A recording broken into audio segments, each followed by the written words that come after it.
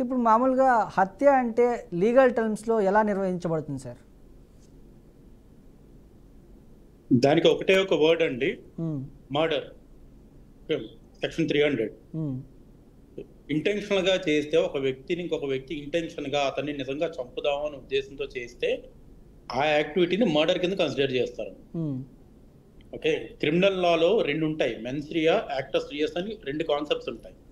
Men's Riya అనేది ఉద్దేశం, యాక్టస్ రియస్ అంటే దాన్ని నేను ఫిజికల్ గా అప్లై చేయటం. ఓకే. ఓకే, కొన్ని సందర్భాల్లో ఒక వ్యక్తిని ఇంకొక వ్యక్తి కొట్టి చంపేయాలని ఉద్దేశం ఉండదు, కానీ అన్ఫార్చునేట్ గా చనిపోతాడు అతను. మ్మ్. ఆ ఆవేశం ఆపుకోక ఒక వ్యక్తి ఇంకొకరిని కొడితే అవతల వ్యక్తి చనిపోతాడు. మ్మ్. అప్పుడు అది culpable homicide not amounting to murder కింద వస్తుంది, అంటే చంపే ఉద్దేశం లేనప్పుడు. Okay okay. సో మర్డర్ కి అంటే ఉద్దేశపూర్వకంగా చేసిన హత్యకి ఉద్దేశం లేకుండా జరిగిన యాక్టివిటీ వల్ల ప్రాణం పోవడానికి ఉన్న తేడా ఇదే. మ్మ్. అంటే రెండిట్లో నష్టం ఉంటుంది, ఒక వ్యక్తి ప్రాణం పోతుంది. మ్మ్. అంటే ఇప్పుడు కోర్టు ఎలా పరిగణిస్తుంది? సార్ చెప్పండి. అంటే కోర్టు ఎలా పరిగణిస్తుంది? హత్యకు గల మోటో ఏంటి, దానికి ఎందుకు హత్య చేయాల్సి వచ్చింది, ఒకవేళ హత్య చేస్తే ఏ రీతిలో జరిగింది, ఇవన్నీ కోర్టు పరిగణలోకి తీసుకుంటుంది అంటారా వెంకట్ గారు? 100% తీసుకుంటుందండి. అదే చెప్తున్నా కదా, మోటివ్ ఫర్ ది అఫెన్స్ అనేది చాలా ఇంపార్టెంట్. ఆ మోటివ్ అనేది ఖచ్చితంగా కోర్టు నెగ్లెక్ట్ చేయదు. 100% ఏ హానరబుల్ కోర్టు అన్నా మోటివ్ ఉందా లేదా ఫస్ట్ కన్సిడర్ చేసేది అదే. అంటే పూర్వంగా వాళ్ళిద్దరికి రైవలరీ ఉందా, ఆస్తి తగాదాలు ఉన్నాయా, లేదు ఉమెన్ అఫైర్స్ ఉన్నాయా, డబ్బు కోసం ఆశపడి చేశారా, లేదు అవసరం కోసం ఒక వ్యక్తిని ఆ ఊర్లో ఉన్న ఒక ధనవంతుడిని టార్గెట్ చేసి చంపారా, ఇటువంటి ఒకటి కాదండి 100 రకాల మోటివ్స్ ఉంటాయి. మోటివ్ బిహైండ్ ది అఫెన్స్ ఉందా లేదా, ఇది చాలా నిశ్చితంగా కోర్టు పరిశీలిస్తుందండి. ఇప్పుడు మామూలుగా మీరు అన్నారు, ఇప్పుడు యాక్సిడెంటల్, మామూలుగా కావాలని చేయలేదు హత్య, యాక్సిడెంటల్గా జరిగిపోయింది, అలాంటప్పుడు ఎలాంటి శిక్షలు ఉంటాయి సార్? 10 years అండి, culpable homicide not amounting to murder. అంటే ఒక వ్యక్తి ఇంకో వ్యక్తిపై దాడి చేస్తున్నప్పుడు, అంటే అందరికి అర్థమయ్యేలా చెప్తున్నా. ఓకే, ఒక వ్యక్తి ఇంకొక వ్యక్తి పైన దాడి చేస్తున్నప్పుడు అతని ఇంటెన్షన్ మర్డర్ చేయడం కాకపోయినా అతను వల్ల ఒక ప్రాణం పోతే గనక దాన్ని culpable homicide not amounting to murder అంటారు. దానికి ఇంప్రిజన్మెంట్ 10 years అండి. అదే గనక ఇన్వెస్టిగేషన్ లో బయటికి కనిపించడానికి ఏదో ఆవేశంతో కొట్టినట్టు ఉన్నా అతని రియల్ ఇంటెన్షన్ మర్డర్ అనేది ఉందంటే గనక లైఫ్ కూడా పడిపోతుంది. ఓకే, ఇప్పుడు మామూలుగా ఐపీసీలోని 302, 304 సెక్షన్ల మధ్య తేడాలు ఏంటి? ఇప్పుడు మామూలుగా ఇప్పుడు మారింది కాబట్టి బిఎన్ఎస్ యాక్ట్స్ అని చెప్పుకోవచ్చు. అవునండి, బిఎన్ఎస్ యాక్ట్స్ 103 ఫర్ మర్డర్ అండి. ఓకే, సో దీంట్లో ఎక్కడ కూడా మర్డర్ అనే ఒక్క అఫెన్స్ లో మాత్రం ఏ హానరబుల్ కోర్టు కూడా దయాదాక్షిణ్యం చూపించదండి. ఇంటెన్షన్ ఉండి ఒక వ్యక్తి ఉద్దేశపూర్వకంగా ఇంకో వ్యక్తిని చంపేశాడు అని ఫారెన్సిక్ ఎవిడెన్సెస్ తో, టెక్నికల్ ఎవిడెన్సెస్ తో, క్లూస్ టీమ్ సేకరించిన కంక్లూజివ్ ప్రూఫ్ ఎవిడెన్సెస్ తో, మెడికల్ ఎవిడెన్సెస్ తో ప్రూవ్ అయితే గనక 100% అతనికి లైఫ్ పడిపోతుంది ఆర్ 20 years. రిపీటెడ్ అఫెన్సెస్ ఉంటారండి, బెయిల్ తీసుకుని బయటకు వచ్చి మళ్ళీ ఇంకో మర్డర్ చేసిన వాళ్ళు ఉంటారు. అటువంటి వాళ్ళకైతే till the end of natural life అంటాం. లైఫ్ అంటే ఇక అతను ఆఖరి శ్వాస జైల్లో వదిలేయటం, బయట ప్రపంచాన్ని చూసే అవకాశం కూడా ఉండదు. హత్య కేసులో పోలీసు మొదట ఎలాంటి ప్రొసీజర్ ఫాలో అవ్వాల్సి ఉంటుంది సార్? మర్డర్ కేసెస్ లో ఒక వ్యక్తి వచ్చి కంప్లైంట్ ఇచ్చే వరకు పోలీస్ వెయిట్ చేయాల్సిన అవసరం ఉండదండి. ఎవరన్నా ఇన్ఫర్మేషన్ చేస్తా అంటే పోలీస్ స్టేషన్ కి వచ్చి కంప్లైంట్ ఇవ్వాలి అనే ప్రొసీజర్ ఫాలో అవ్వాల్సిన అవసరం లేదు. Because this is categorised as one of the heinous offences murder అనేది. ఆ హీనియస్ అఫెన్స్ కి సంబంధించి and it the cognizable offence. ఎవరో కూడా వచ్చి ఇన్ఫర్మేషన్ ఇవ్వాల్సిన అవసరం లేదు. ఎవరన్నా జస్ట్ కాల్ చేసినా, వేరే వ్యక్తుల ద్వారా తెలిసినా వాళ్ళు ఇమీడియట్ గా వెళ్ళి వాళ్ళు ఫస్ట్ ఇన్వెస్టిగేషన్ స్టార్ట్ చేయొచ్చు. అండ్ మర్డర్ కేసెస్ లో అండి ఇప్పుడు వచ్చిన అడ్వాన్స్డ్ క్లూ స్కీమ్ కానీ ఫారెన్సిక్ టెక్నాలజీతో వాళ్ళు first prime offence scene of offence లో మెడికల్ ఎవిడెన్సెస్ కలెక్ట్ చేస్తారండి. లైక్ నెయిల్స్ కానీ, శాంపిల్ ఆఫ్ నెయిల్స్ కానీ, హెయిర్స్ కానీ, లేదు ఇద్దరు వ్యక్తుల మధ్యలో కొట్లాట జరిగితే బ్లడ్ స్టెయిన్స్ ఉంటే బ్లడ్ స్టెయిన్స్ కానీ, ఇవన్నీ చాలా ప్రాముఖ్యత ఉన్న ఎవిడెన్సెస్ అండి. బ్లడ్ స్టెయిన్ ఉంటే, ఒక మర్డర్ చేసిన వ్యక్తి బ్లడ్ స్టెయిన్ కూడా ఉంటే అదే బ్లడ్ గ్రూప్కి చెందింది అయితే దాన్ని మళ్ళీ డిఎన్ఏ టెస్ట్కి పంపుతారు. సేమ్ డిఎన్ఏ అనేది మ్యాచ్ అయితే కనుక ఆ వ్యక్తి 100% ఆ మర్డర్ జరిగినప్పుడు అక్కడ ఉన్నాడు అని ఎస్టాబ్లిష్ అయిపోతుంది. సో ప్రెజెన్స్ ఆఫ్ అక్యూజ్డ్ అనేది ఎస్టాబ్లిష్ చేసేస్తారు అక్కడ, రైట్? సో ఇమీడియట్ గా పోలీస్ అనేవాళ్ళు సీన్ ఆఫ్ ఆఫెన్స్ కి వెళ్ళి ఫస్ట్ దాన్ని రెస్ట్రిక్టెడ్ ఏరియా కింద డిక్లేర్ చేస్తారండి. డిక్లేర్ చేసి నెక్స్ట్ వీళ్ళు ఫర్దర్ ఇన్వెస్టిగేషన్ చేస్తారు. ఇఫ్ రిక్వైర్డ్ అయితే హలో అయితే వెంకట్ గారు ఇప్పుడు వెంకట్ గారు చెప్పండి. ఇప్పుడు ప్రారంభ దర్యాప్తులో ఆధారాలు సేకరించడం అనేది ఎంత ముఖ్యం అంటారు? మామూలుగా ఒక మర్డర్ జరిగింది లేకపోతే ఒక సంఘటన జరిగినప్పుడు ఆధారాలు అనేవి సేకరించడం మామూలుగా ఆ ప్రొసీజర్ ఎలా ఉంటుంది, దాని ప్రాముఖ్యత ఏంటి సార్? మర్డర్ అనే స్పెసిఫిక్ అఫెన్స్ గురించి మాట్లాడుకుంటే స్నిఫర్ డాగ్స్ కూడా తీసుకెళ్తారండి. స్నిఫర్ డాగ్స్ ఎందుకంటే they are specially trained dogs అన్నమాట. ఒక వ్యక్తి అంటే ఆ సీన్ ఆఫ్ అఫెన్స్ నుంచి ఒక వ్యక్తిని చంపేసి పారిపోతే స్నిఫర్ డాగ్స్ ట్రేస్ అవుట్ చేసుకుంటూ వెళ్ళిపోతాయి. చాలా మంది మర్డర్ చేసి ఏం తెలియనట్టు మళ్ళీ అదే ప్లేస్ ఆఫ్ అఫెన్స్ లో ఉంటారు, అందరితో పాటు కలిపి చూస్తున్నట్టు చూస్తారు. సో అటువంటి వ్యక్తులు అయితే స్నిఫర్ డాగ్స్ ఈజీగా ఫైండ్ అవుట్ చేస్తాయి. దట్ అది మీకు చెప్పినట్టు ఈ ఫారెన్సిక్ క్లూస్ అయితే ప్రైమరీ ఫేసి కలెక్ట్ చేస్తారండి. అసలు ఎవరున్నారు ఆ ప్లేస్ లో తెలియాలి అంటే ఓన్లీ త్రూ హెయిర్ కానీ, వాళ్ళ బట్టలు ఏమైనా చిరిగిపోయినా అంటే డ్రెస్ తాలూకా ఫ్రాగ్మెంట్స్ ఏమైనా ఉంటే అవి కానీ. సో అది ఎంటైర్ గా సీన్ ఆఫ్ అఫెన్స్ ని హైలీ రెస్ట్రిక్టెడ్ ఏరియా కింద కన్వర్ట్ చేసేస్తారు. దాన్ని కన్వర్ట్ చేసి వాళ్ళ కస్టడీలో ఉంచుతారు, సీజ్ కూడా చేస్తారు. ఫర్దర్ ఇన్వెస్టిగేషన్ కూడా కోసం కావాలి, ఎవిడెన్సెస్ అనేవి వ్యానిష్ అవ్వకూడదని చాలా స్ట్రిక్ట్ గా ఉంటుందండి. Especially coming to scene of offence like offences like murder చాలా స్ట్రిక్ట్ గా ఉంటుందండి. And high end technology use చేస్తారు. దే కీప్ దర్ 100% ఎఫెక్ట్ అండి, అంటే to procure each and every evidence. ఎందుకంటే ఒక మనిషి ప్రాణం పోయిన సంఘటన కదా అది. అది ఆస్తి తగాదాలు కాదు, డబ్బులు పోయిన విషయం కాదు. ఒక వ్యక్తి తన ప్రాణం కోల్పోయిన ప్రదేశం అవుతుంది, ప్రాణం కోల్పోయిన సంఘటన అవుతుంది. పోలీసు వాళ్ళు చాలా స్ట్రిక్ట్ గా ఉంటారండి. ఇప్పుడు మామూలుగా వెంకట్ గారు సాక్ష్యాలు లేవు, ఎలాంటి సాక్ష్యాలు లేవు, కేవలం అనుమానాల ఆధారంగానే కేసు రిజిస్టర్ చేసుకోవచ్చా? అలా చేసుకునే ప్రొసీజర్ ఏమైనా ఉందా? ఒకటి ఫర్ ఎగ్జాంపుల్ ఏ అనే వ్యక్తి బి అనే వ్యక్తి చేతిలో చంపబడ్డాడు. ఓకే, ఆ బి అనే వ్యక్తి గురించి బి అనే వ్యక్తి పేరు ఒక 100 మంది చెప్పినా దాన్ని ప్రైమరీ ఫేసి ఎవిడెన్స్ గా తీసుకోలేమండి. అది జరగాలి అంటే ఒక వ్యక్తి ఫిజికల్ గా వెళ్ళి ఇంకొక వ్యక్తిని చంపాలి, రైట్? చంపాలి అంటే బి అనే వ్యక్తి కూడా అదే ప్లేస్ లో ఉండాలి. ఆ బి అనే వ్యక్తి ఆ టైంలో అక్కడ ఉన్నాడు, లేదు 10 మంది అతన్ని పట్టుకొని అప్పుడు పోలీసులకు ఫోన్ చేస్తే పోలీసు వాళ్ళు వచ్చిన ఫస్ట్ సీన్ ఆఫ్ అఫెన్స్ లో అతని ప్రెజెన్స్ అనేది ఎస్టాబ్లిష్ అవ్వాలి. మీరు సస్పెక్షన్ మీద అరెస్ట్ చేయాలంటే ప్రైమరీ ఫేసి అరెస్ట్ చేయొచ్చు, కానీ but he cannot be proved as guilty అండి, ఎవిడెన్సెస్ అనేది సపోర్ట్ చేయకపోతే. ఇప్పుడు మామూలుగా ఒక మర్డర్ జరిగింది, ఇప్పుడు రీసెంట్గా కుక్కట్పల్లిలో జరిగిన మర్డర్ గురించి మనం తెలుసుకున్నాం. ఆ మర్డర్లో ఏంటంటే ఆ మర్డర్లో ఒక చిన్న అమ్మాయిని చంపడం జరిగింది. అంటే ఎటువంటి ఆధారాలు లేవు ఎవరు చంపారు ఏంటి అని చెప్పేసి, అనుమానితులు అని చెప్పేసి సంజయ్ అనే అబ్బాయిని తీసుకోవడం జరిగింది, అంటే అరెస్ట్ చేయడం జరిగింది. అంటే ఇలా అనుమానం ఎవరి మీద ఉన్నా కూడా వాళ్ళని అరెస్ట్ చేసే అవకాశాలు ఉన్నాయా? ఒకవేళ అది చేయడం కరెక్ట్ అంటారా? ఇప్పుడు ఎవిడెన్స్ లేనప్పుడు అరెస్ట్ చేయడం కరెక్ట్ అంటారా? ఇది ఎవిడెన్స్ లేదు అని మీరు అంటున్నారు, కానీ ఇక్కడ ఒక చైన్ ఆఫ్ 2 ఎవిడెన్సెస్ అనేది లింక్ అవుతున్నాయి. ఓన్లీ ఆ వ్యక్తి పేరే ఆ కాలనీలో వాళ్ళందరూ ఎందుకు చెప్తున్నారు? సో ఆ కాలనీలో ఉండే వ్యక్తులు ఆ ఫ్యామిలీస్ తో ఇంటరాక్ట్ అవుతారు, డైలీ ఇంటరాక్ట్ అవుతారు. సో ఆ వ్యక్తి పేరు చెప్పడానికి కారణం ఏంటని ఫస్ట్ పోలీసు వాళ్ళు ఇన్వెస్టిగేట్ చేస్తారండి. చెప్పారు కదా అని తీసుకెళ్తారు. ఇక్కడ ఇంకొకటి ఏంటి, గతంలో ఆ ఫ్యామిలీకి ఈ ఫ్యామిలీకి ఏదో తగాదా జరిగింది అని న్యూస్ లో చూస్తున్నాం. సో మీకు point A to point B ఒక కనెక్షన్ అనేది దొరికింది కదా. ఆ గొడవ జరిగింది కూడా ఇతనితోనే, ప్లస్ వాళ్ళ వైఫ్ కూడా ఏదో హెల్త్ పరంగా బాగాలేదని క్షుద్ర పూజల కోసమే అతను చేశాడని నేను న్యూస్ లో వింటున్నాను, నేను విన్నది చెప్తున్నాను. ఓకే, కానీ ఈ గొడవ జరగడం అనేది నెక్స్ట్ కాజ్ ఆఫ్ యాక్షన్ కింద కన్వర్ట్ అయ్యే ఛాన్సెస్ ఉంటాయి. అంటే కొంతమంది అదే రోజు రియాక్ట్ అవుతారండి, కొంతమంది అంటే సిక్ మైండెడ్ పీపుల్ ఎలా ఉంటారంటే తర్వాత అది చిన్నగా మైండ్ లో ఒక సైకిక్ మెంటాలిటీ డెవలప్ చేసుకొని చేసి ఉండొచ్చు. ఇతను చేశాడని నేను అంటలేదు, కానీ చేసి ఉండొచ్చు. సో చేసాడా చెయ్యలేదా కానీ ఒక కాజ్ అనేది కనెక్ట్ అవుతుంది కాబట్టి ఖచ్చితంగా దాని మీద చాలా ఇన్డెప్త్ ఇన్వెస్టిగేషన్ అవుతుందండి.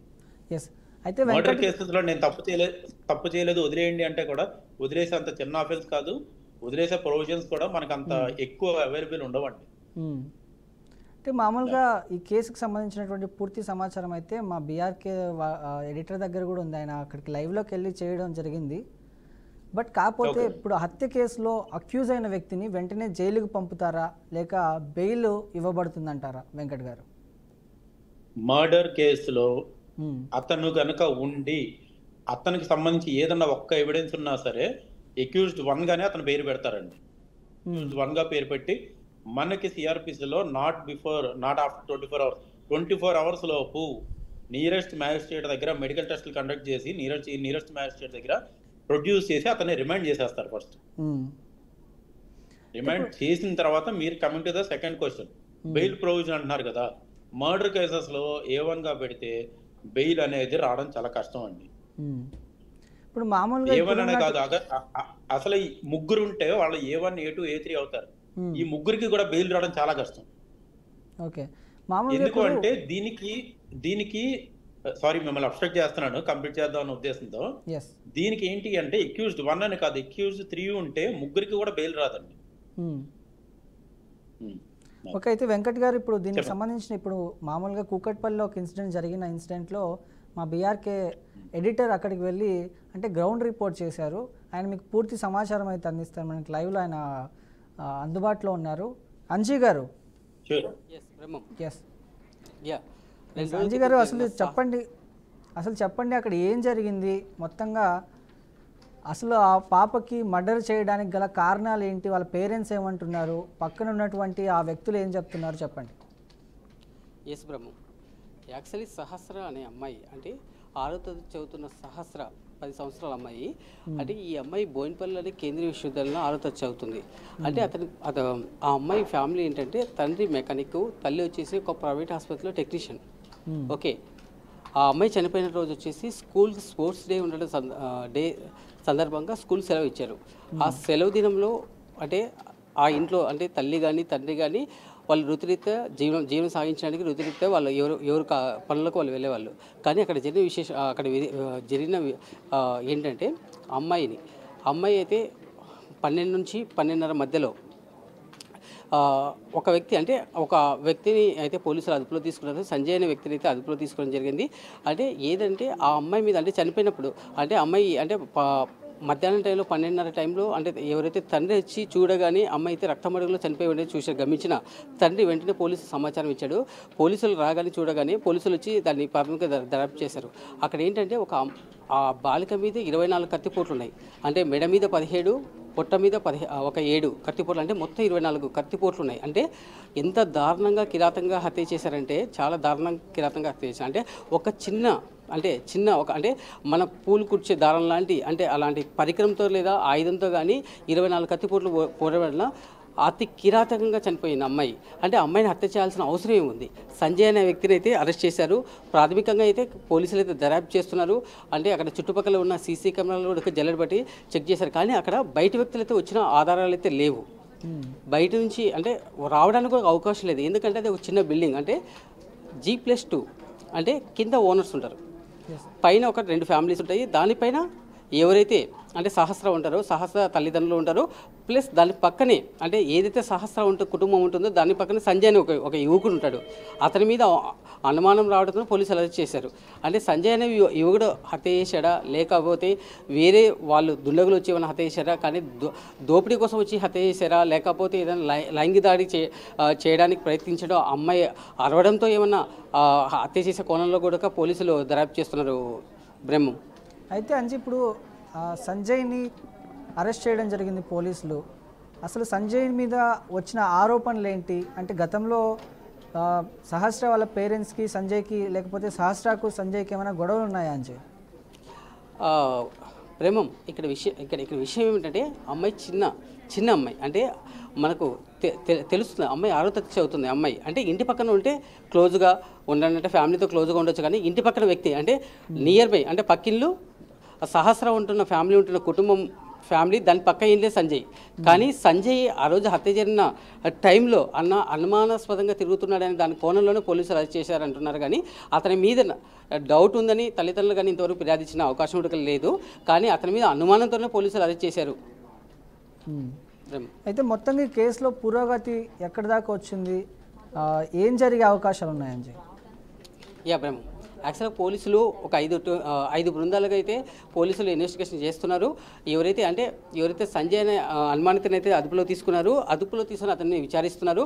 అంటే ప్రాథమికంగా ఏదైతే పోస్ట్ మార్టం రిపోర్ట్ ఆధారంగా ఫింగర్ ప్రింట్స్ ఆధారంగా కేసు ముందుకు వెళ్ళే అవకాశం ఉంది. ఎందుకంటే ఫింగర్ ప్రింట్స్ ఆధారంగానే నేరస్తులను గుర్తించే అవకాశం ఉందని పోలీసులకు పూర్తిగా వివరాలు వచ్చిన తర్వాతనే వివరాలు వెల్లడించే అవకాశం ఉంది Brahma. Yes, thank you Dhananji, thank you so much. Yes, విన్నారుగా వెంకట్ గారు. సో ఇప్పుడు మొత్తం విన్నాక మీకేమనిపిస్తుంది సార్? అంటే లీగల్ సైకాలజీ ప్రకారం 24-21 కత్తిపోట్లు అంటున్నారు. లీగల్ సైకాలజీ ప్రకారం అన్నిసార్లు పొడవాల్సిన అవసరం ఏముంటుంది సార్? ఒక చిన్న అమ్మాయి. I may be allowed only to share my opinion అంతే. నాట్ నేను టెక్నికల్ గా చెప్పట్లేదు, ఈ కేసును ఉద్దేశం చెప్పట్లేదు, కానీ యాజ్ ఎగ్జాంపుల్ గా తీసుకుని చెప్పాలి అంటే అది ఒక స్ట్రాంగ్ మోటివ్ ఉన్న వ్యక్తే ఒక 15 సంవత్సరాలు 11 సంవత్సరాలు చిన్న పాపని 24 కత్తిపోట్లు పొడిచాడు అంటే అసలు ఒక చిన్న డ్యామేజ్ జరిగితేనే మనకి ఆ వయసులో ఉన్న చిన్నపిల్లలని అబ్బాయిలు కానీ అమ్మాయిలు కానీ మనకి అయ్యో అనిపిస్తుంది. అలాంటిది ఒక రాక్షసుడి కన్నా క్రూరంగా 24 కత్తిపోట్లతో చంపాడు అంటే మోటివ్ అయితే ఏదో స్ట్రాంగ్ ఉందండి. అది ఆవేశంలో చేసింది అయితే కాదు. ఎందుకంటే నేను క్రిమినాలజీ కూడా చదివాను. సో క్రిమినాలజీ ప్రకారంగా ఆవేశంలో చేసిన వ్యక్తి 1-2 కొత్త కత్తిపోట్లు పొడిస్తే ఇమ్మీడియట్ గా బ్లడ్ అది చూసి భయపడిపోతాడు సైకలాజికల్ గా. అక్కడి నుంచి ఇమ్మీడియట్ గా పారిపోవడానికి చూస్తాడు. అంతే తప్ప 24 కత్తిపోట్లు అనేది అసలు అది మనం ఇమాజిన్ చేసుకోవడం కూడా చాలా బాధగా ఉంది, అనుకోవడం కూడా చాలా బాధగా ఉంది. కానీ బట్ 24 కత్తిపోట్లు పొడిచాడు, అది మెడ లాంటి సెన్సిటివ్ ఏరియా మీద పొడిచాడు అంటే he might be influenced by some other, అంటే ఏదైనా చూసి ఇన్ఫ్లుయెన్స్ అవ్వ ఉండొచ్చు. నార్మల్ సైకాలజీ ఉన్న వ్యక్తి అయితే అతను ఆ సస్పెక్ట్ చేశాడా వేరే వాళ్ళు చేశారా అని కాదు, కానీ ఇంత హీనియస్ అఫెన్స్ చేశాడు, ఇంత దుర్మార్గంగా చంపాడు అంటే అతని మీద దేందో ఇన్ఫ్లుయెన్స్ అయితే చాలా స్ట్రాంగ్ ఉందండి. అంతే కదా, జనరల్ గా మనమే ఏదైనా చెయ్యి తగ్గి చిన్న బ్లడ్ వస్తే మనం డిస్టర్బ్ అయిపోతాం. అలాంటిది ఒక కత్తిపోటు తర్వాత చాలా బ్లడ్ యూజ్ అవుతుంది బాడీలో వచ్చి. అందులో చిన్నపిల్లలు రైట్, వాళ్ళ వాళ్ళ వాళ్ళ వాళ్ళ కలర్ మారిపోతుంది. అలాంటి వాళ్ళు మనం 1-2 కత్తిపోట్లకే చూసి చెలించిపోతాం అన్ఇంటెన్షనల్ గా చేసినోడు అయితే, ఆవేశంలో చేసినోడు అయితే. దీని వెనకాతల అతను మానసిక పరిస్థితి చాలా దారుణంగా ఉండాలి. And he might have got influenced by seeing something. అయితే వెంకట్ గారు, ఇప్పుడు మీరు చెప్పినట్టు అతని మోటో ఏదైనా చాలా పెద్దగా ఉంది అనుకుందాం. అలా ఉన్న సందర్భాల్లో ఇప్పుడు 24 సార్లు 21 సార్లు అంటే చాలా బాధాకరమైన విషయం. సో కోర్టు దీన్ని ఎలా చూస్తుంది సార్? డెత్ పనిష్మెంట్ అండి, no doubt. That she a 10 years girl. ఏదో ఆవేశంలో ఒక్కసారి పొడిస్తే ఆ పిల్ల ప్రాణం పోయింది కాదు. 24 కత్తిపోట్లు ఒక పగతోనో ఒక ఇన్ఫ్లుయెన్స్ తోనో ఆమె ఖచ్చితంగా చనిపోవాలి అని అంత క్రూరత్వంగా చంపిన వ్యక్తికి if I'm not wrong, out of my experience 100% death punishment ఏనండి. ట్రయల్ కోర్టు అయితే మాత్రం అదే జడ్జిమెంట్ ఇస్తారండి. సో మీరు 100%. ఎస్, మొత్తం ఇన్ఫర్మేషన్ అంతా విన్నారు. ఈ కేసులో ఈ పర్టికులర్ కేసులో దీని ఇన్వెస్టిగేషన్ కానీ లేకపోతే ప్రొసీజర్ కానీ ఫర్దర్గా ఎలాంటి చర్యలు ఉంటాయి సార్? సార్ ఫాస్ట్ ట్రాక్ కోర్టే ట్రై చేస్తుంది sir, up to my knowledge. ఇది రెగ్యులర్ కేసెస్ లో ట్రై చేయదండి. బికాస్ చనిపోయిన వ్యక్తి ఒక అమ్మాయి, అందులోని చిన్నపిల్ల. Fast track court for women అని ఉంది. 100% ఈ కేసు ఆ కోర్టులోనే ట్రై చేస్తారండి. ఎందుకు? Because she is not a major కదండి, చిన్న పిల్ల పాపం, 10 years పాప. అండ్ ట్రయల్ కూడా చాలా ఫాస్ట్ ఉంటుందండి. Once the investigation is completed, కోర్టులో మాత్రం ఎటువంటి డిలే చేయరు ఆనరబుల్ జడ్జెస్. చాలా ఫాస్ట్ ఉంటుంది ట్రయల్. ఓకే, ఇప్పుడు మామూలుగా ఈ కేసులో కాకుండా హత్య కేసుల్లో సాక్షుల భద్రత అనేది ఎంతవరకు అవసరం అంటారు? ఇప్పుడు విట్నెస్ ప్రొటెక్షన్ అనేది ఎలా ఉంటుంది సార్? విట్నెస్ ప్రొటెక్షన్ అంటే ఏ వ్యక్తి అయితే అక్యూజ్డ్ గా ఉంటాడో ఆ వ్యక్తి బెయిల్ కి అప్లై చేసుకున్నప్పుడు కోర్టు మ్యాండేటరీగా ఒక కండిషన్ ఇంపోజ్ చేస్తుందండి, not to influence the witness అని ఉంటుంది. అందులో ఇటువంటి కేసెస్ లో ఇంకా స్ట్రిక్ట్ గా ఉంటది అనమాట. విట్నెస్ తో ఎటువంటి ఇంటరాక్షన్ చేసినా అతను బెయిల్ ఇమ్మీడియట్ గా క్యాన్సిల్ చేసేస్తుంది కోర్టు. చాలా సెక్యూరిటీ ప్రొవైడ్ చేస్తుంది. ఆ కండిషన్ పెట్టిన తర్వాతే ఆనరబుల్ కోర్ట్స్ అనేవి మనకి బెయిల్స్ గ్రాంట్ చేస్తాయి. ఎటువంటి కమ్యూనికేషన్ ఏంటి, అతను కానీ అతని అనుచరులు కానీ ఆమె అనుచరులు కానీ అన్నట్టు ఇస్తుంది కండిషన్. చాలా స్ట్రిక్ట్ కండిషన్స్ ఇంపోజ్ చేసే ఒక మర్డర్ కేసులో ఉన్న అక్యూజ్డ్ కి బెయిల్ అనేది ఇవ్వడం జరుగుతుందండి. సహజంగా బెయిల్ రాదండి, అందులో అక్యూజ్డ్ 1, 2, 3గా ఉంటే బెయిల్ రాదు. If there is any lapse in investigation, అంటే కొంచెం charge sheet with in the టైంలో వేయలేకపోయినా, మరీ ఓవర్గా డిలే ఉన్నా, అందులోనే అక్యూజ్డ్ 4, 5, 6, 7గా ఉంటే ఏదైనా నేరో ఛాన్స్ ఉంటుంది. కానీ కోర్ట్స్ మాత్రం ఫస్ట్ ప్రయారిటీ ఇచ్చేది ఒక వ్యక్తి ప్రాణానికేనండి. ఒక ప్రాణం పోయిన సంఘటన మర్డర్ కేసెస్ లో మాత్రం చాలా స్ట్రిక్ట్ గా ఉంటుందండి ట్రయల్ అనేది. ఇప్పుడు మామూలుగా హత్య కేసుల్ని అయితే వెంకట్ గారు, ఇప్పుడు మామూలుగా హత్య కేసుల్ని తప్పుగా ఫ్రేమ్ చేయబడిన వ్యక్తి తనను తాను ఎలా డిఫెండ్ చేసుకోవచ్చు అంటారు? ఇప్పుడు తను హత్య చేయలేదు కానీ అతను చేసినట్టు తప్పుడు కేసు నమోదైంది అతని మీద, ఎలా డిఫెండ్ చేసుకోవచ్చు అంటారు? సార్, ఆ వ్యక్తి దగ్గర కాంక్రీట్ ఎవిడెన్సెస్ ఉన్నాయనుకోండి సపోజ్, అంటే హత్య జరిగినప్పుడు నేను అక్కడ లేను 100%, నేను వేరే వ్యక్తులతో ఉన్నాను అని ఒక ఎవిడెన్స్ అతని దగ్గర ఉంటే అది ఫస్ట్ పోలీసు వాళ్ళ ఇన్వెస్టిగేషన్ లో చెప్తాడు అతను. ఓకే, లేదు అంటే పోలీసులో అతని ప్రెజెన్స్ ఎస్టాబ్లిష్ చేయడం కానీ అతనికి అగేన్స్ట్ గా ఎవిడెన్సెస్ కలెక్ట్ చేయడంలో ఫెయిల్ అయితే కనుక ఈ can move for quashing of FIR అండి. ఫస్ట్ బెయిల్ కి అప్లై చేసుకుని బయటకు వచ్చి తర్వాత నా పైన ఇలాగా మర్డర్ కేసులో ఇంప్లికేట్ చేశారు, నన్ను ఫాల్స్ గా ఇంప్లికేట్ చేశారు, నా దగ్గర ఈ ఎవిడెన్సెస్ ఉన్నాయని హైకోర్టుకి అప్లై చేసుకుని క్వాష్కి వెళ్ళొచ్చండి. కానీ మీరు మర్డర్ కేసులో ఇప్పుడున్న అంటే పోలీస్ ఇన్వెస్టిగేషన్ చాలా స్ట్రాంగ్ ఉంటుందండి. మర్డర్ కేసులో ఫాల్స్ గా ఇంప్లికేట్ చేయబడ్డారు అనే మాట అది మనం అంత సీరియస్ గా అంటే కన్సిడర్ చేయకూడదు. ఎందుకంటే ఇప్పుడు చూడండి, క్లూస్ టీమ్ కలెక్ట్ చేసే ఎవిడెన్సెస్ చాలా స్ట్రాంగ్ ఉంటాయండి, ఫారెన్సిక్ ఎవిడెన్సెస్ అంటాం. అవన్నీ ఉన్నప్పుడే ఇన్వెస్టిగేట్ చేసి ఛార్జ్ షీట్ ఫైల్ చేస్తారు. అండ్ వీళ్ళ దగ్గర చాలా హై ఎండ్ టెక్నాలజీ ఉంది, పోలీస్ డిపార్ట్మెంట్ దగ్గర చాలా హై ఎండ్ టెక్నాలజీ. సో అలాంటప్పుడు ఫాల్స్ గా మనం మర్డర్ కేసులో ఇంప్లికేట్ చేయబడ్డాడు అని అనడం అంటే కష్టం.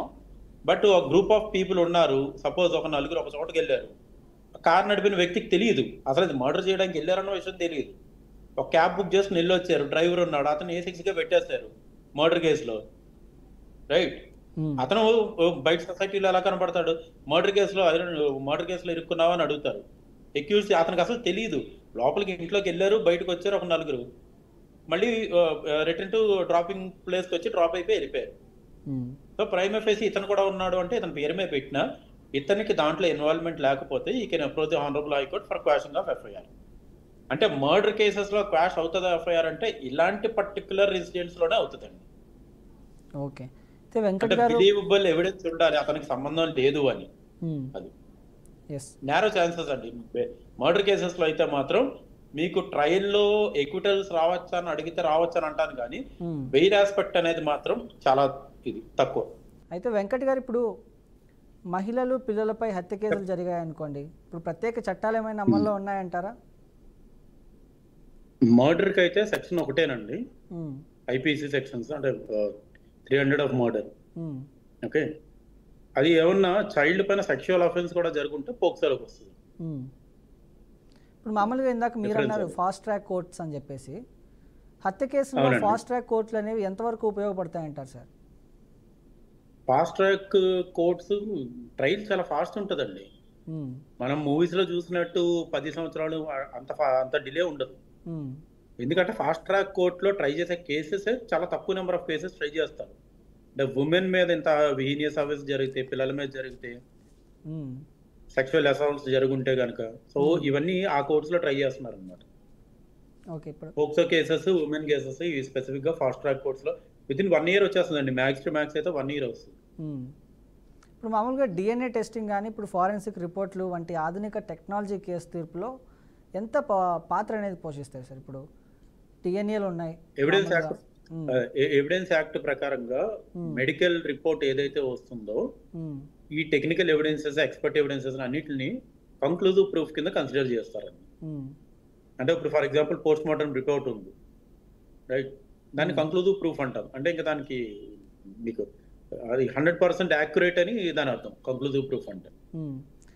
No doubt will be expressed on that evidence. ఇప్పుడు అటెంప్ట్ టు మర్డర్ ఇవన్నీ టెక్నికల్ ఉంటాయండి. వెంకట్ గారు, స్పెసిఫిక్ సార్ వినిపిస్తుందా? మీ వాయిస్ బ్రేక్ అవుతుందండి. ఇప్పుడు వినిపిస్తుందండి? Yes I clear now? Yes sir. Okay, అడగండి. సో మామూలుగా ఇప్పుడు అటెంప్ట్ టు మర్డర్ అని మనం వింటూ ఉంటాం. అటెంప్ట్ టు మర్డర్కి ఎలాంటి శిక్షలు ఉంటాయి, కోర్టు దీన్ని ఎలా చూస్తుంది సార్? అటెంప్ట్ మర్డర్ అంటేనే విత్ ఇంటెన్షన్ చేయడం, రైట్? విత్ ఇంటెన్షన్ ఉంటేనే దాన్ని మర్డర్ అంటాం. ఓకే, అటెంప్ట్ మర్డర్ జరిగినప్పుడు అతను అదృష్టవశాత్తు బ్రతికిపోతాడు అంతే. నా అందరికి అర్థమయ్యేలా చెప్పాలి అంటే, వెళ్ళి అటాక్ చేసినా అతనికి సివియర్ గా ఇంజురీస్ జరుగుతాయి. ఫర్ ఎగ్జాంపుల్ 10 మంది ఇంటెన్షనల్ గా ఐరన్ రాడ్స్ తీసుకుని వెళ్ళి ఒక వ్యక్తి మీద, అది తల మీద కొడితే వ్యక్తి ఐరన్ రాడ్ తో కొడితే చనిపోతాడు కదా, ప్రాణం పోయే అవకాశం ఉంది కదా. ఆ ఉద్దేశంతో అతని బాడీ మీద ఎక్కడ కొట్టకుండా ఓన్లీ తల మీద కొట్టి చంపుదామని ఉద్దేశంతో అటాక్ చేస్తే it amounts to attempt to murder అండి. ఇంప్రిజన్మెంట్ మినిమం 10 years ఉంటుందండి. దాంట్లో ఎంతమంది ఉన్నా అందరికి సమాన పనిష్మెంట్. ఇప్పుడు అటెంప్ట్ టు మర్డర్ కాకుండా అది హత్య కేసుల్లో, చెప్పండి, హత్య కేసుల్లో మామూలుగా మరణదండన అంటే డెత్ పెనాల్టీ అనేది ఎప్పుడు విధిస్తారు సార్? ఫర్ ఎగ్జాంపుల్ ఇప్పుడు మనం మాట్లాడుకుంటున్న కేసేనండి, కుకట్పల్లి కేసు. ఉద్దేశపూర్వకంగా ఒక వ్యక్తిని అత్యంత దారుణంగా చంపితే, ఒక వ్యక్తిని కానీ వ్యక్తుల్ని కానీ దారుణంగా చంపితే క్యాపిటల్ పనిష్మెంట్ అంటామండి. అంటే అతను ప్రాణం తీసేయటం తప్ప వేరే దారి లేదు, క్యాపిటల్ పనిష్మెంట్ ఇస్తారండి. ఈ మధ్య కూడా రీసెంట్ గా తెలంగాణ స్టేట్ లోనే ఒక బావిలో అమ్మాయిలను తీసుకెళ్లి చంపేసి పడేయటం ఒక కేసు కూడా రన్ అయింది రీసెంట్ గా. రీసెంట్ అంటే ఐ థింక్ 1 year బ్యాక్. అతనికి డెత్ పెనాల్టీ ఇచ్చారు. డెత్ పెనాల్టీ ఇచ్చిన తర్వాత వీళ్ళు మళ్ళీ ఏపీఎల్కి వెళ్ళి అది లైఫ్ కింద కన్వర్ట్ చేయండి అంటారు. బట్ డెత్ పెనాల్టీ అండి. ఒక వ్యక్తి ఇంకొక వ్యక్తిని, అది ఆవేశంలో జరుగుంటే పర్వాలేదు కానీ ఉద్దేశపూర్వకంగా ప్లాన్ పూర్వకంగా అత్యంత దారుణంగా చంపితే ఒక వ్యక్తిని అవ్వచ్చు, ఒకే వ్యక్తి 10 మందిని అవ్వచ్చు, అతనికి డెత్ పెనాల్టీ అంటే క్యాపిటల్ పనిష్మెంట్ అది. ఓకే, ఇప్పుడు హత్య కేసులో ప్రైవేట్, ఎందుకంటే ఇండియాలో ఇంకా ఉరిశిక్ష అనేది రద్దు చేయలేదు. ఇప్పుడు ఉన్న పరిస్థితుల్లో రద్దు చేయకూడదు కూడా. అంటే ఇప్పుడు రద్దు చేయకూడనంత దారుణమైన పరిస్థితుల్లో మన ఇండియా ఉందంటారా? అంటే సార్, కసబ్ని ఉరి తీసామా లేదా? నిర్భయ ఇన్సిడెంట్ లో ఎక్యూజ్ని ఉరి తీసామా లేదా? జరుగుతున్నాయి కదా సార్ ఇండియాలో. పరిస్థితులు ఉన్నాయా అంటే ఉన్నాయి కదా, మన కళ్ళ ముందు కనపడుతున్నాయి కదా. ఆనరబుల్ కోర్ట్స్ ట్రై చేస్తున్నారు కదా, కన్విక్ట్ చేస్తున్నారు, ఉరిశిక్షలు వేస్తున్నారు సార్. ఇండియాలో ఆ భయం కూడా పోతే, ఆ భయం ఉంటేనే కొంతమంది మనుషులు, మగవాళ్ళు అవ్వచ్చు ఆడవాళ్ళు అవ్వచ్చు, ఇంత దారుణంగా మనుషులు ముక్కల కింద నరికి చంపేస్తున్నారు. ఇంకా ఆ భయాన్ని కూడా తీసేస్తే ఎటుపోతుంది సార్ సొసైటీ? ఉండాలి కదా న్యాయ వ్యవస్థ, ఒక శిక్షా స్మృతి. మీరు చెప్పండి, ఉరిశిక్ష వేస్తున్న దేశంలోనే ఇంకా పరిస్థితులు అంటే భయం వదిలేశారు. అవును, ఇంకా ఆ భయం కూడా న్యాయ వ్యవస్థ, కోర్ట్స్, చట్టంలో మార్పులు తీసుకొచ్చి తీసేస్తే కొంతమంది వాదిస్తారు సార్. వాళ్ళ వాదన నేను వ్యతిరేకించను, కానీ నాకు ఎప్పుడు అర్థం కాదు అది. మనిషి ప్రాణాన్ని ఒకటి తీసేస్తే ఆ ప్రాణం తీసేయడం కరెక్ట్ కాదు అంటారు. వాళ్ళ వాదన తీసుకున్నప్పుడు ఒక వ్యక్తి ప్రాణాన్ని చంపేసిన వ్యక్తి గురించి మాట్లాడుతున్నారన్న విషయం మర్చిపోతున్నాడు వాళ్ళు. ఒక ఇన్నోసెంట్ వ్యక్తిని సపోర్ట్ చేస్తూ మాట్లాడట్లా, ఒక మర్డరర్ తో సపోర్ట్ చేస్తూ మాట్లాడుతున్నారు. అవును సార్, మనకి ఎవరిని చంపే అధికారం లేదు సార్. కుకట్పల్లి కేసు అయితే చాలా దారుణం పాపం, చాలా దారుణం అది.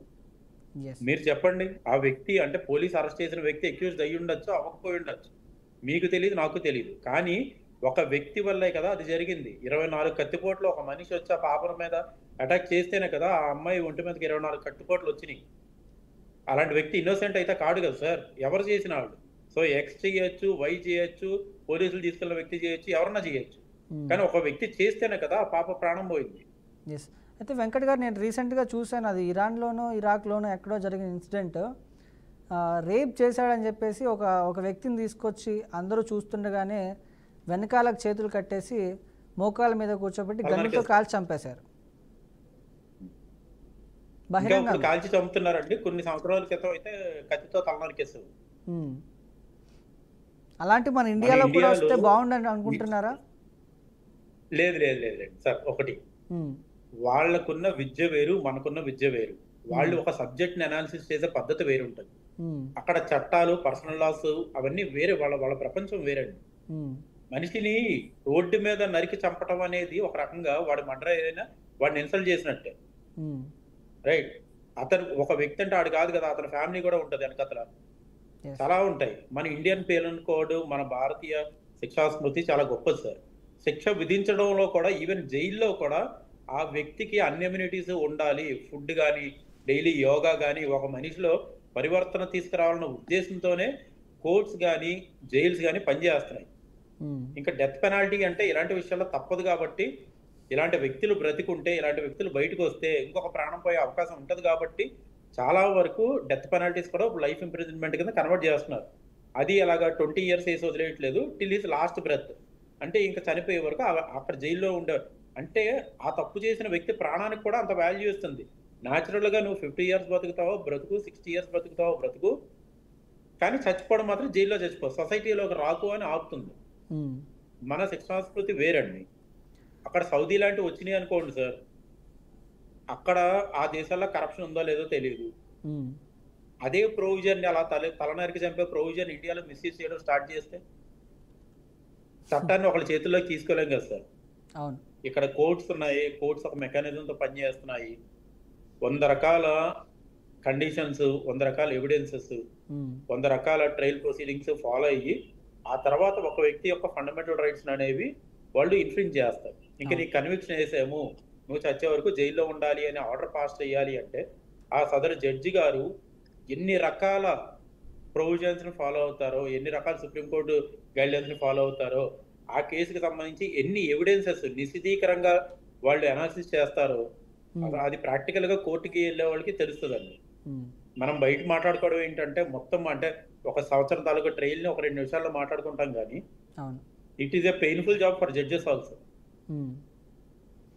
అంటే వెంకట్ గారు, చాలా మంది ఏం చేస్తుంటారంటే తెలుసో తెలియకో ఒక తప్పు చేస్తారు, తప్పు చేసిన తర్వాత శిక్ష అనుభవించాలని చెప్పేసి జైలుకి వెళ్ళిపోతారు. తర్వాత చాలా బాధపడుతూ ఉంటారు. మనం కొన్ని ఇంటర్వ్యూస్ లేకపోతే కొన్ని మీడియా ఛానల్స్ August 15th కానీ లేకపోతే అలాంటి సందర్భాల్లో వెళ్ళి అడిగినప్పుడు చాలా పశ్చాత్తాపడుతూ ఉంటారు. అంటే తెలుసో తెలియకో తప్పు చేశాను, ఇప్పుడు జీవితాంతం శిక్ష అనుభవిస్తున్నాను అని చాలా బాధపడుతూ ఉంటారు కొంతమంది జైల్లో ఉన్నటువంటి వాళ్ళు. వీళ్ళని ఎలా చూస్తుంది సార్ కోర్టు? సార్, ఒక వ్యక్తిలో మార్పు రావడం కోసమే కోర్ట్స్ అనేవి శిక్షలు వేస్తారు, రైట్? ఇన్ కేస్ ఆ వ్యక్తి ఒక పర్టికులర్ పీరియడ్ ఆఫ్ టైం శిక్ష అనుభవించిన తర్వాత అతనిలో నిజంగా పరివర్తన వచ్చింది అని అతను అనుకుంటే, జైలు అధికారులు కూడా గుర్తిస్తే రెమిషన్ ఆఫ్ సెంటెన్స్ అని ఒకటి ఉంటుందండి. అంటే వేసిన శిక్షా కాలాన్ని తగ్గించమని అదే కోర్టు వారిని అడగటం. అలాగా వాళ్ళు పిటిషన్ ఫైల్ చేసుకుంటే అది నిజము అని ఏదైతే హైకోర్టులో కానీ సుప్రీంకోర్టులో కానీ ఫైల్ చేసుకున్నప్పుడు సో కాల్డ్ కోర్ట్స్ బిలీవ్ చేస్తే కనుక అతని శిక్షాకాలం తగ్గించే అవకాశం కూడా ఉందండి. అది కూడా ఉంది. ఓకే, ఇప్పుడు ప్రొవిజన్ కూడా మన ఇండియన్ లాలో ఉందండి. హత్య కేసులో ప్రైవేట్ కంప్లైంట్ ఇచ్చే అవకాశం ఉందంటారా, లేకపోతే కేవలం పోలీసులు FIR ద్వారానే ప్రారంభం అవుతుందంటారా సార్? ఏదండి, ఇదా మర్డర్ కేసుదా? yes, మర్డర్ కేసులో ప్రైవేట్ కంప్లైంట్ ప్రొవిజనే లేదండి. కాగ్నిజబుల్ అఫెన్స్ గురించి ఇన్ఫర్మేషన్ రాగానే police has to go there, so moto they can file the FIR. Private complaint provision లేదండి. ప్రైవేట్ కంప్లైంట్ ఎప్పుడు ఇస్తాము అంటే మనం పోలీస్ స్టేషన్కి వెళ్ళి కంప్లైంట్ ఇచ్చినా పని చేయట్లేదు అన్నప్పుడు మనం ప్రైవేట్ కంప్లైంట్ ఫైల్ చేస్తాము. ఆ సో కాల్డ్ SHO మీద మనం డైరెక్షన్స్ తీసుకోవచ్చు. ఈ కంప్లైంట్ ఇచ్చాము, దాని మీద యాక్షన్ తీసుకోమని త్రూ కోర్టు తీసుకోవచ్చు. బట్ అది మర్డర్ కేసులో అయితే అప్లికబుల్ కాదండి.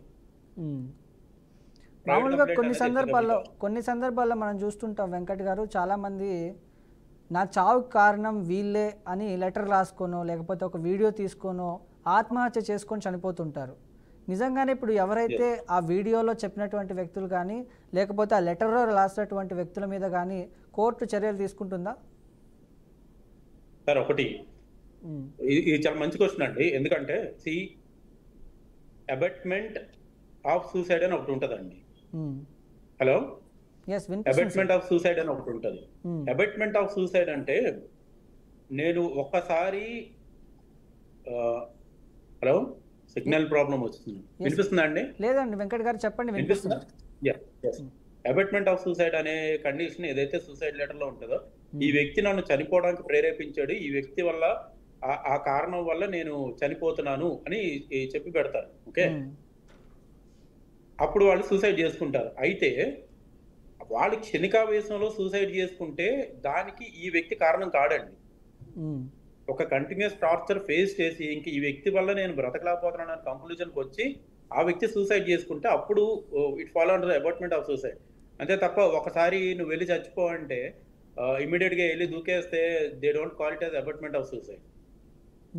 కానీ అదే వ్యక్తి ఈ వ్యక్తి చేతిలో టార్చర్ కనుక అనుభవించుంటే 100% is also considered as murder. Not directly murderer, ఆ సూసైడ్ కారణం ఇతనే కాబట్టి ఇతను కూడా శిక్ష అండి. ఓకే, ఇప్పుడు కుటుంబ వివాదాలు కానీ ప్రాపర్టీ వివాదాలు కానీ వీటి వల్ల కొన్ని హత్యలు జరుగుతూ ఉంటాయి. అలాంటి హత్య కేసుల్లో కోర్టు దృష్టిలో ప్రధానమైన అంశాలు ఏంటి సార్?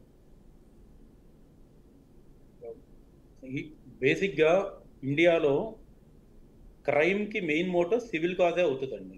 ఆస్తి గురించో, ఆస్తి పంపకాల గురించో, డబ్బుల గురించో అవే అవుతాయి. ఒక 5 కోట్ల ప్రాపర్టీ ఉంది, అది షేర్, ఓకే అన్నయ్య చచ్చిపోతే నాకే వస్తుంది. సో ఇలాగ చాలా జరుగుతున్నాయి సొసైటీలో జరిగేవి. ప్రతి దానికి back end almost 70 to 80% civil నుంచే స్టార్ట్ అవుతుంది క్రైమ్ అనేది. ఒక్కసారి అది క్రైమ్ జరిగిన తర్వాత అది ఐపీసీకే అండర్లోకి వస్తుందండి. Again the same trial procedure, criminal trial procedure, criminal case trial procedure అండి. మనతో మాట్లాడేందుకు కాలర్ అయితే ఉన్నారు సార్. అక్కడ కూడా చూడండి, మోటో ఈజ్ మనీ. సో ఆ క్రైమ్ జరగడానికి ఒక మోటివ్ ఉంది కదా, సో అది ఇంటెన్షనల్ గా జరిగిన క్రైమ్ కింద కన్సిడర్ చేస్తారు, అన్ఇంటెన్షనల్ గా కన్సిడర్ చేయదు కోర్టు. అదే. మనతో మాట్లాడేందుకు కాలర్ అయితే ఉన్నారు వెంకటేశ్వరరావు గారు గుడివాడ నుంచి. వెంకటేశ్వరరావు గారు నమస్కారం అండి. నమస్కారం అండి. చెప్పండి, సమస్య ఏంటండి? సమస్య అంటే ఇప్పుడు అధికారులే చీటింగ్ చేసి తప్పుడు కేసులు పెడుతున్నారండి. పెడుతుంటే ఆ కేసులు పెట్టినప్పుడు ఎఫ్ఐఆర్ చేయట్లా కోర్టులో పోలీసులు, ఎవిడెన్స్ సబ్మిట్ చేయట్లా. మరి పోలీసులకి చేయనప్పుడు కోర్టులో చెప్పుకోవాలనే హక్కు ఉన్నా చెప్పుకుంటుంటే న్యాయమూర్తులు వింటలేదు, రికార్డ్ చేయట్లేదు. మరి తప్పు చేసిన మీద చర్య తీసుకోవట్లా, శిక్షించట్లా. మరి నష్టపోయిన బాధ్యతకి న్యాయం చేయట్లా. అసలు కోర్టులు మేము ఏ రకంగా గౌరవించినా నమ్మినా మాకు ఈ రకంగా నిర్లక్ష్యంగా ఉంటే మాకు న్యాయం ఎలా అందుద్ది? మాకు అసలు న్యాయస్థానాల వల్ల ఉపయోగం ఏమిటి? అసలు న్యాయస్థానాలు వాయిదాలకు వచ్చినా కూడా రాలేని అబద్ధం ఆడుతున్నారు. మరి అలాంటప్పుడు ఈ నిజాయితీని నిరూపించుకోవడానికి మేము ఏ రకంగా ఫాలో అవ్వాలి? అసలు న్యాయమూర్తులు ఓర్పుగా వినాలి, కరెక్ట్గా పనిచేయాలి. ఎందుకు చేయట్లేదు? మా హక్కులకి భంగం కలిగించడానిక న్యాయస్థానం ఉన్నది? హక్కులకి కాపాడటానిక? రాజ్యాంగబద్ధంగా చేయరు, చట్టబద్ధంగా చేయరు. అసలు ఏమనుకోవాలి? న్యాయస్థానాలను మేము గౌరవించాలంటే మాకు న్యాయం చేస్తేనే కదా. మరి మా మీద మాకు ఇంత నిర్లక్ష్యంగా ఉంటే తప్పు చేసేవాడికి భయం ఏది? ఉద్యోగం చేసేవాడికి బాధ్యత ఏది?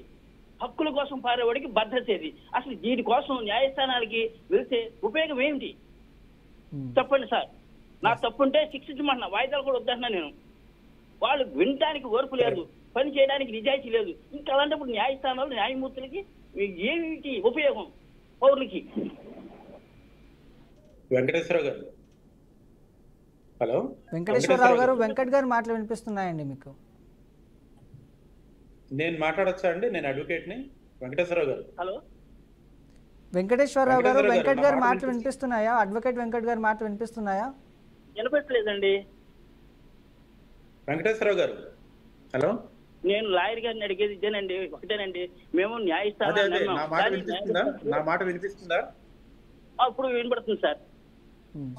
ఓకే ఓకే సార్, మీరు అడుగుతున్నారు కోర్టులో జడ్జెస్ పని చేయకపోతే, మేము చెప్పేది వినకపోతే మేము ఇంకెక్కడికి వెళ్ళాలి అనే కదా?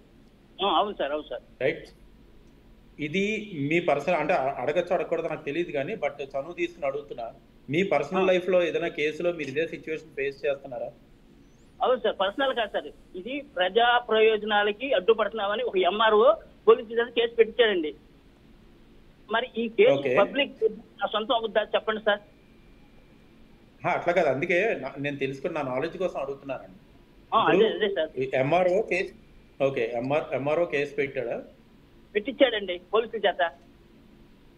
పోలీసుల చేత పెట్టించాడు.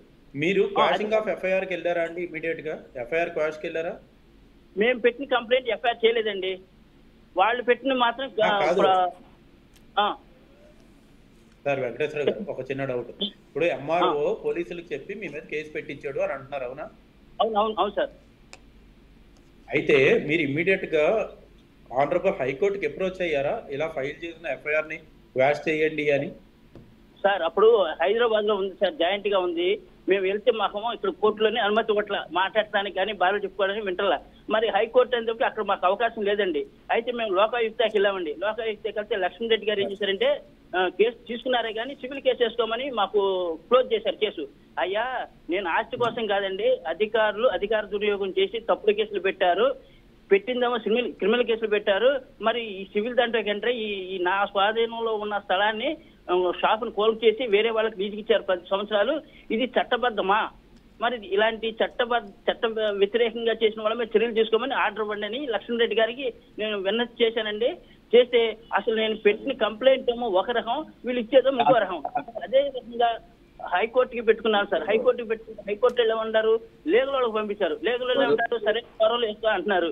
ఆ సరైన ఫారం అయితే చెప్పాలి కదండి వాళ్ళు. సుప్రీంకోర్టుకి పెట్టుకున్నా. అసలు ఏ కోర్టుల్లోనూ బాధ్యత లేదు, పౌరులకు ఆదరణ లేదు, న్యాయం చేసే బుద్ధి వాళ్ళకు ఉందో లేదో దేవుడికి తెలియాలి. లోక్పాలకి పెట్టాను, హెచ్ఆర్సీకి పెట్టుకున్నాను, అసలు నేను తిరగందంటూ లేదు సార్. కానీ ఇంత చెప్పలు పెడుతున్నారు, ఒక బాధితుడికి ఇన్ని బాధలు పెడుతున్నాం కరెక్టే అండి? ఇది ఎన్ని ఇయర్స్ నుంచి రన్ అవుతుందండి మీది కేసు? ఏ సార్ మీరు ఎన్ని ఇయర్స్ నుంచి రన్ అవుతుంది కేసు అండి? ఇది ఒక విషయము గొడ్ల మండలం గాజపూడి విషయం అండి. అది 2000 సంవత్సరం నుంచి మొదలైందండి. ఇప్పుడు గుడివాడలదమ్మో 2012 నుంచి అండి మొదలైంది. నేను ఒకటే చెప్తున్నా సార్, నాకు నిజాయితీ నేను నిరూపించుకున్నా, కేసు పెట్టింది కొట్టేశారు. మరి అలాగే కోర్టు వారి నిజాయితీ కూడా నిరూపించుకోవాలని నేను అడగడంలో తప్ప ఒప్ప అనేది నాకు తెలియట్లేదు సార్ వెంకట్ గారు. కోర్టులో నిజాయితీ ఇది తప్పు సార్. ఒక విషయం, ఇది తప్పు కాదు. యాజ్ ఏ సివిలియన్ గా మీ రైట్ ఉంది, మీకు ఒక వ్యవస్థ వల్ల ఇబ్బంది కలిగింది కాబట్టి మీరు అడగడం తప్పని నేను అన్న కానీ, బట్ మీరు చెప్తున్న సిచ్యువేషన్ అన్ని కోర్ట్స్లోని అన్ని కేసులోని అవదు సార్. ఎక్కడో ఒక కేసులోనో 2 కేసుల్లోనో అయితే ఉండొచ్చు తప్ప డైలీ కోర్టులు పనిచేస్తున్నాయి సార్. ఒక్కొక్క కోర్టు రోజుకు 100 కేసులు ట్రయల్ చేస్తున్నాయి సార్. ఒక్కొక్క కోర్టు 100 కేసుల పైన ట్రయల్ చేస్తున్నాయి డైలీ. ప్రతి కేసులోని జరగదు సార్. మీ కేసులో ఎందుకు డిలే జరుగుతుంది అన్నది నేను ఇంత కన్ఫర్మ్గా అయితే నేను చెప్పలేను. ఎందుకు చెప్పలేనంటే అసలు ఏం కేసెస్ రన్ అవుతున్నాయి ఏంటో నేను చూడలేదు కాబట్టి నేను చెప్పలేను.